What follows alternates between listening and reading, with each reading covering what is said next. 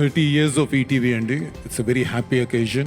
On this occasion, I would like to share a conversation that I had with Ramoji Rao గారు. ఒక సందర్భంలో ఆయన కలిసినప్పుడు ఆయన అడిగాను, సార్ మీ సిద్ధాంతాల ప్రకారం, మీ ఆలోచనల ప్రకారం, మీ డిసిప్లిన్తో, మీ క్రమశిక్షణతో మీరు స్థాపించిన వ్యాపారాలన్నీ నడుపుతారు. ఇది చాలా కష్టం కదా sir. I think it's a very difficult job. That ఈ రోజుల్లో ఇప్పుడుండే సొసైటీలో ఇలా నడపడం అనేది సాధ్యం అయ్యే పనేనా సార్? కానీ మీరు మాత్రం చేస్తున్నారు.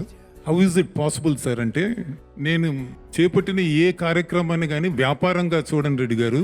I don't look at it as a business, I look at it as a responsibility.